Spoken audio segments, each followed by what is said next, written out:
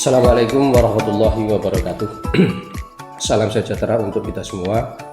Perkenalkan, nama saya Dr. Syaiful Ato'an Al-Huda, MPDI. Saya merupakan salah satu dosen tetap pada program studi pendidikan agama Islam Fakultas Agama Islam di Universitas Ki Haji Abdul Wahab Hasbullah Tawakal Jombang dengan NIDEN 213037001. Pada kesempatan kali ini, perkenankanlah saya untuk memaparkan terkait dengan pernyataan diri dosen dalam unjuk kerja Tridharma Perguruan Tinggi bidang pengajaran atau PDDU KTP-PT yang dibuat dalam rangka sebagai syarat untuk memenuhi sertifikat dosen tahun 2024. Mata kuliah yang saya ampu adalah ilmu kalam dengan kode A.01.01.014 bobot 2 SKS. Mata kuliah ini merupakan mata kuliah wajib prodi yang sesuai dengan bidang saya, yakni pendidikan agama Islam. Mata kuliah ini bertujuan untuk memberikan wawasan keilmuan, pemahaman tentang berbagai persoalan dalam pemikiran kalam guna membekali mahasiswa untuk menjadi sarjana yang mampu mengenali dan memahami metodologi pemikiran kalam. Mata kuliah ini akan membahas berbagai metodologi dalam ilmu kalam, termasuk metodologi rasionalitas, logika, analisis filosofis. Mahasiswa akan didorong untuk mengembangkan kemampuan analisis kritis terhadap argumen-argumen teologis, serta memahami peran rasionalitas dalam pengembangan pemikiran keagamaan. Mata kuliah ini diharapkan mahasiswa memiliki motivasi yang kuat untuk mengeksplorasi aspek positif dalam dirinya sehingga mereka dapat bersikap toleran dan moderat terhadap sesama dan orang lain di luar komunitasnya. Yang kedua adalah mahasiswa mampu membuat skematisasi ketauhidan dalam kehidupan sosial. Yang ketiga, mampu berpikir kritis dan mengkorelasikan antara akal wahyu tentang ketauhidan. Keempat, mahasiswa mampu memahami dan menganalisis materi tentang 1. Kerangka berpikir aliran-aliran ilmu kalam, 2. Sejarah kemunculan persoalan kalam, 3. Hubungan ilmu kalam, filsafat dan tasawuf, 4. Khawarij dan Murji'ah, 5. Jabariyah dan Qadariyah, 6. Mu'tazilah dan Syiah, 7. Salaf, dalam hal ini adalah Ibnu Hambal dan Ibnu Taimiyah, aliran Khalaf, dalam hal ini Ahlussunnah, Al-Asy'ari dan Al-Maturidi. Nomor 9, perbandingan antar aliran dalam masalah pelaku dosa besar. Nomor 10, perbandingan antar aliran dalam hal masalah iman dan kufur. Perbandingan antar aliran juga sifat-sifat Tuhan, kehendak mutlak dan keadilan Tuhan. Yang 12 adalah konsep kekhalifahan, aplikasinya dalam aspek-aspek kehidupan. 13, pemikiran kalam ulama modern, Muhammad Abduh, Ahmad Han dan Iqbal. Nomor 14, ilmu kalam masa kini, Ismail Al-Faruqi, Hasan Hanafi, Rashidi dan Harun Nasution. Luaran dari mata kuliah ini, mahasiswa diharapkan mampu untuk menyusun dan mempresentasikan makalah dan modul ilmu kalam. Metode pembelajaran yang kami gunakan adalah dalam mata kuliah ini mencakup nomor 1 adalah ceramah untuk memberikan kerangka konseptual, 2. Diskusi kelompok untuk mendalami pemahaman melalui kolaborasi, nomor 3. Analisis teks-teks klasik untuk menggali akar pemikiran, nomor 4. Proyek penelitian untuk mengembangkan keterampilan analisis dan sintesis. Penilaian dan penugasan. Mahasiswa akan dievaluasi melalui berbagai penilaian, diantaranya ujian tertulis, penugasan individu atau kelompok, presentasi, dan partisipasi aktif dalam diskusi. Penilaian akan mencakup pemahaman konsep, kemampuan analisis, keterampilan komunikasi, dan partisipasi dalam proses pembelajaran. Sistem penilaiannya adalah presensi kehadiran mahasiswa adalah 20%, penugasan 15%, keaktifan 25%, UTS 20%, UAS 20%. Demikian yang dapat kami sampaikan. Mari kita lanjutkan pada acara materi berikutnya, yaitu tentang hubungan antara ilmu kalam, tasawuf, dan filsafat. Terima kasih. Assalamualaikum warahmatullahi wabarakatuh. Waalaikumsalam warahmatullahi wabarakatuh. Baiklah saudara-saudara, untuk pertemuan yang ketiga ini, sebelum kita lanjutkan pada acara selanjutnya, nanti kita buka dulu acara yang pertama ini dengan membaca doa atau membaca sholawat awal sebelum kita mulai belajar. Oke. Maulaya Sholli wa sallim daiman abadan ala habibika khairil khalqi kullihim huwal habibul ladzi turja syafa'atuhu li kulli haulin minal ahwali muqdahini ya rabbi bil mustafa balil maqasidana wa fir lana ma madaya wasi'al karami. Oke, sebelum kita lanjut, saya ingin absen dulu pada saudara-saudara untuk hari ini. Nomor 1 Muhammad Nur Rafiq. Terima kasih. Muhammad Ansarullah. Hidayatus Syukriyah. Aditya Gilang Pangestu. Muhammad Rafiul Hadi. Oke, pertemuan kita kali ini adalah pertemuan yang ketiga, yaitu berkaitan dengan masalah hubungan ilmu kalam, filsafat, dan tasawuf. Saya ingin tahu lebih dulu kepada saudara-saudara terhadap penerimaan Anda, pemahaman Anda terhadap apa yang telah saya sampaikan atau kita pertemuan minggu yang lalu atau pertemuan kedua sebelum yang sekarang ini adalah apa? Berkaitan dengan apa? Berkaitan dengan sejarah daripada ilmu kalam itu. Sebelum saya lanjutkan, kira-kira apa itu yang dinamakan ilmu kalam? Tapi yang saya jawab. Apa? Menurut saya, ilmu kalam itu cabang teologi dalam Islam yang berhubungan dan tentang masalah kepercayaan dan doktrin agama secara rasional. Jadi secara rasional. Ilmu kalam sendiri kan memiliki arti perkataan atau diskusi yang mencerminkan bahwa ilmu ini berhubungan erat atau berkaitan dengan argumen atau pendapat dan juga debat teologis. Oke, cukup. Terima kasih ya. Terima kasih. Itulah yang saya sampaikan dari sebelumnya. Memang banyak sih definisi ilmu kalam yang telah didefinisikan oleh para pakar ilmiah yang lain. Cuma tadi definisi itu sudah mewakili apa yang ilmu kalam.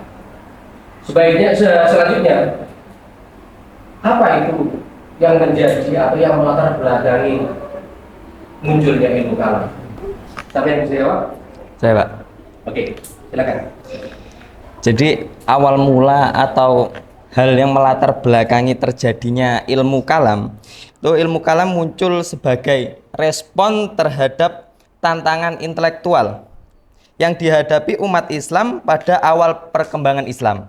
Nah, tantangan ini datang baik dari dalam, seperti peradaban pendapat mengenai perbedaan pendapat mengenai masalah teologis, dan maupun ada juga yang dari luar, seperti kritik dari penganut agama lain dan pengaruh filsafat Yunani. Oke, terima kasih. Ya, baik, sekarang saya lanjutkan pembahasan kita berkaitan dengan masalah apa hubungan ilmu kalam, filsafat, dan tasawuf. Karena sebagaimana saudara ketahui bahwa ilmu kalam itu pasti terhubung, ada hubungannya di dalam pembahasannya segala apapun itu. di dalam masalah ilmu kalam itu berkaitan dengan filsafat dan itu pasti terjadi. Nah, kali ini mesti bertanya, kenapa harus dihubungkan dengan tiga ilmu itu? Ilmu kalam, tasawuf dan tadi kita jelaskan di dalam materi berikut ini. Baik, kalau tadi sudah dijelaskan berkaitan dengan masalah definisi sekaligus juga penyebab daripada lahirnya ilmu kalam. Oke, sekarang saya ingin menjelaskan pada titik dan tiga ilmu yang saya sebut tadi, yaitu ilmu kalam, filsafat, dan sebagaimana telah tadi disampaikan oleh saudara-saudara tadi yang sebagian sudah menyampaikan, ilmu kalam adalah disebut dengan usuluddin, untuk apa, ilmu Islam, usuluddin, dan lain sebagainya, ada tauhid dan lain sebagainya. Adapun menurut yang kita pahami dari Imam Abu Hanifah bahwa ilmu kalam juga disebut dengan fiqhul akal, yaitu sesuatu yang kita bahas di situ adalah berkaitan dengan hal-hal yang sangat besar, yang sangat pokok berkaitan dengan keimanan kita, ya, berkaitan dengan keimanan. Lanjut, kemudian sekarang filsafat. Risk, ya, William Risk ini menunjukkan bahwa mengatakan bahwa kalau filsafat itu adalah dari Yunani, Philo dan Sophia, artinya mencintai terhadap sebuah kebijaksanaan. Jadi kalau menurut Aristoteles, filsafat itu meliputi semua. Sebagaimana definisi yang kita tahu sebelumnya bahwa kalau filsafat itu berbicara tentang bukan hanya Tuhan, tetapi juga berbicara tentang alam dan manusia. Artinya di sini disebut semuanya. Selanjutnya tasawuf, ya. Tasawuf kalau menurut Syekh Abdul Qadir Jailani adalah merupakan proses mensucikan hati, melepaskan nafsu dari pangkalnya dengan kholwat. Apa? Anda tahu kholwat? Menyendiri. Ya, menyendiri. Riyadhah, taubat dan ikhlas. Itu menurut Syekh Abdul Qadir Jailani. Proses mensucikan diri, menyucikan hati untuk bagaimana mendekatkan diri kepada Allah. Itu menurut Syekh Abdul Qadir Jailani. Yang kita bahas yang pertama adalah titik persamaan. Ada beberapa hal yang sama-sama dibahas oleh ilmu kalam, tasawuf dan filsafat. Anda lihat, ilmu kalam, filsafat dan tasawuf mempunyai kemiripan objek. Jadi dari segi objek kajiannya yang dikaji itu tiga-tiganya sama, hampir sama. Kalau ilmu kalam itu ketuhanan dan segala sesuatu yang berkaitan dengan Tuhan. Kajian filsafat yang menjadi pekajiannya adalah masalah ketuhanan, di samping masalah alam, manusia, dan segala sesuatu yang ada. Makanya cakupannya jauh lebih luas. Kemudian objek kajian tasawuf adalah Tuhan, yakni upaya cara mendekatinya. Dengan apa? Rasa, gitu ya. Bagaimana cara mendekati Tuhan itu menggunakan rasa. Ini adalah merupakan sebuah titik persamaan. Sama-sama tiga-tiganya itu kalau kita simpulkan, tiga-tiganya itu sama-sama untuk mencari kebenaran. Ya, kebenaran yang mendekati kebenaran hakiki, gitu ya, mendekati kebenaran hakiki. Baik ilmu kalam sebagaimana filsafat juga maupun tasawuf berusaha dengan hal yang sama, yaitu mencari kebenaran. Itu titik persamaannya, ya, sama-sama mencari kebenaran. Baik, selanjutnya titik perbedaannya di mana? Nah, ini sebagai ilmu yang menggunakan logika, di samping ini perbedaan ilmu kalam, ya, dibandingkan yang lain. Sebagai ilmu yang menggunakan logika, di samping argumentasi nakliyah atau argumen-argumen yang sudah tertulis di dalam Al-Quran dan hadis. Nomor dua, berfungsi untuk mempertahankan keyakinan ajaran agama yang sangat tampak nilai-nilai apologinya. Artinya begini, saudara-saudara, nilai apologi itu bagi kita umat Islam itu sendiri mengatakan bahwa apapun yang ada di dalam Al-Quran dan hadis itu benar adanya. Sehingga sehebat apapun pemikiran kita, kalau itu mungkin bertentangan dengan Al-Quran, bertentangan dengan hadis yang betul-betul sahih, maka yang didahulukan adalah Al-Qur'annya dan hadisnya. Jadi karena di situ apa? Ada nilai apologinya. Pokoknya itu mesti bener ini Al-Qur'an itu. Hadis itu mesti bener gitu. Sedangkan pemikiran-pemikiran kita itu ada benarnya juga ada salahnya. Yang nomor 3, berisi keyakinan agama yang dipertahankan melalui argumen-argumen rasional, gitu ya. Di dalam ilmu kalam, argumen-argumen rasional itu kita pertahankan mati-matian untuk mempertahankan keimanan kita apabila diperdebatkan dengan kelompok yang berbeda. Bermanfaat sebagai ilmu yang mengajak orang yang baru untuk mengenal rasio sebagai upaya untuk mengenal Tuhan secara rasional. Saudara-saudara, tidak gampang memang untuk merasionalkan sesuatu yang awalnya dianggap tidak rasional. Itu perlu pemikiran-pemikiran, perlu model, ya, perlu model untuk bagaimana mengajak mereka-mereka yang baru mengenal ilmu-ilmu yang asalnya hanya berdasarkan pada nakliyah dan lain sebagainya, itu diajak untuk berpikir secara rasional. Dan itu memerlukan waktu, memerlukan kelehayan untuk menerangkannya. Yang nomor 5 adalah ilmu ini menggunakan ilmu dialek jadaliyah atau dialog keagamaan. Jadi ilmu kalam di dalamnya bagaimana kita berbicara kepada teman-teman dialog kita untuk apa? Berkaitan dengan masalah keagamaan yang ada di dalam atau keyakinan-keyakinan yang ada di dalam diri kita kepada kelompok lain yang mungkin berbeda penafsirannya, pemahamannya, mungkin juga berbeda alirannya dengan kita. Nanti kita dialogkan. Kita dialogkan. Oke, kita lanjutkan pada hubungan yang di sini menunjukkan titik perbedaan antara ilmu kalam dengan tasawuf ya.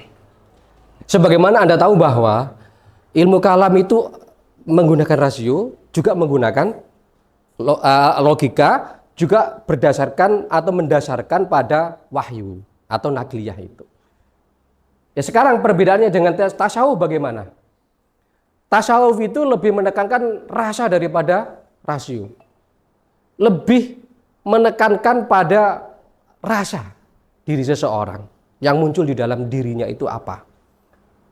Karena yang digunakan itu adalah rasa. Ya tentu perasaan orang itu berbeda-beda antara orang satu dengan yang lain dalam hal apapun. Gitu ya. Nah, sementara tasawuf di sini ya, nomor 2 bersifat subjektif berkaitan dengan pengalaman. Masing-masing orang pengalamannya di dalam mendekatkan diri kepada Tuhan, mencari jalan untuk berdekat diri kepada Tuhan, itu berbeda-beda cara. Sehingga mungkin di sini dalam titik aplikasinya, saudara bisa melihat bagaimana seorang guru mursyid yang membimbing murid-muridnya yang menuju kepada Tuhan, bertakarub kepada Tuhan, itu berbeda loh caranya. Si guru mursyid ini, oh gini loh caranya mendekatkan diri kepada Tuhan, wiridnya ini loh, yang dibaca ini loh, urutannya begini loh. Itu guru mursyid yang satu. Nah guru mursyid yang lain tidak. Oh caranya begini, modelnya begini. Yang dibaca ini, yang dibaca itu. Ada kemungkinan caranya berbeda-beda. Kenapa? Karena beliaunya mendapatkan itu juga berdasarkan rasa dari Allah Subhanahu Wa Taala secara langsung.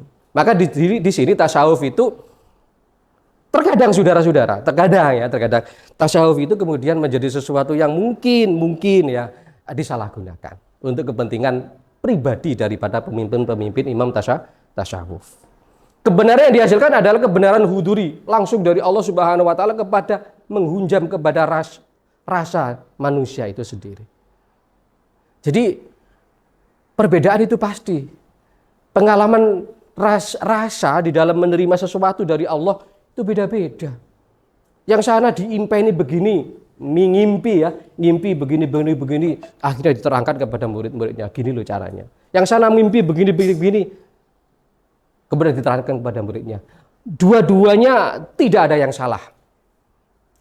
Karena sama-sama secara huduri menerima itu semuanya dari Allah Subhanahu Wa Ta'ala. Nggak ada yang dipersalahkan, nggak ada. Kecuali nanti ada yang bisa menyalahkan.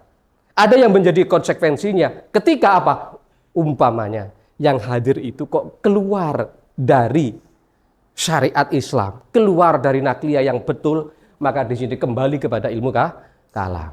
Baik, dari sini Anda mungkin bisa memahami bahwa ketika seseorang itu tidak mantap dalam syariatnya, ya, tidak mantap di dalam untuk mempelajari hal-hal yang berkaitan dengan Islam dari awal, dari yang paling dasar, ujuk-ujuk melok ngaji tasawuf, ujuk-ujuk ikut model-model orang tasawuf, ini akan berbahaya karena dasarnya nggak kuat, syariatnya nggak kuat. Kalau ini yang terjadi, maka akan terjadi apa? Perilaku-perilaku orang dalam dunia teologi kita menamakannya apa? Rasional jumping. Rasional jumping. Ada lompatan rasional yang tidak pas. Oleh karena itu adalah sesuatu yang sebetulnya tidak boleh seseorang itu ujuk-ujuk melek dunia tasawuf. Harus mantap dulu dalam dunia syariat. Ya, mantap dulu dalam dunia syariat. Gitu ya. Sholatnya udah bener dulu, wudunya bener dulu, macam-macamnya semuanya harus bener dulu. Nah, ini sebenarnya adalah sesuatu lompatan-lompatan yang banyak terjadi di dalam masyarakat kita, termasuk masyarakat awam kita. Pendekatan kefilsafatan ternyata lebih banyak memberikan sumbangan yang sangat berharga bagi kesempurnaan kajian tasawuf dalam dunia Islam. Namun perlu juga dicatat bahwa istilah yang lebih banyak dikembangkan dalam tasawuf adalah istilah qalb, istilah hati. Jadi begini saudara-saudara, sebagaimana kita pahami di awal bahwa ketika umpamanya kita berfilsafat terlalu tinggi gitu ya, wah belawakrak tak terkendali gitu ya, karena karena filsafat itu tidak ada yang bisa mengendalikan, tidak ada yang menjadi batasan kecuali logika itu sendiri, itu filsafat. Sedangkan ilmu kalam ada, ya naklinya itu, Al-Quran hadisnya itu. Terus tasawuf bagaimana? Ya hatinya itu. Lah filsafat ini tidak. Ini bebas, terbang kemana-mana. Sejauh apa kita bisa mengeksplorasi pemikiran kita terhadap sesuatu, kita berfilsafat. Nah, batasannya di mana? Logika itu sendiri. Ketika logika Anda tidak menerima itu, maka berarti disitulah selesai sudah filsafat Anda.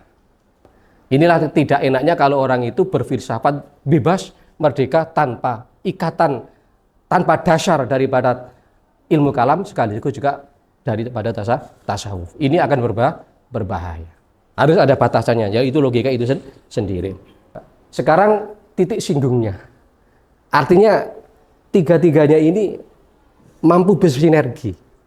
Ya, mampu bersinergi untuk bagaimana kita tadi dalam kita mencari kebenaran, sekaligus juga kita mencari apa itu sesuatu yang kita anggap benar, itu tiga-tiganya nanti kita masukkan dalam titik singgung antara kalam, ilmu tasawuf dan filsafat. Baik, titik singgungnya begini saudara.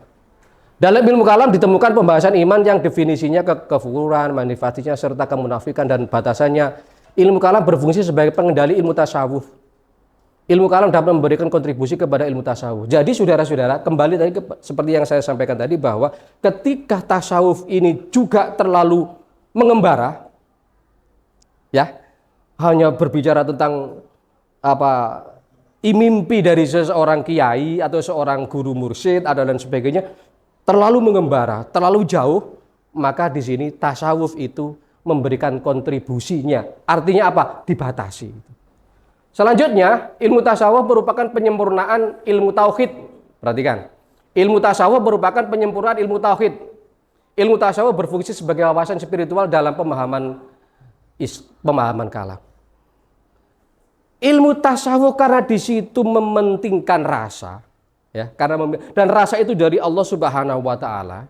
Maka di sini tasawuf itu mampu memberi memberi warna. Itu ya. Penyempurna ilmu tauhid. Ketika tauhid itu kita bahas, kita yakini dan lain sebagainya dengan berbagai macam cara, maka di sini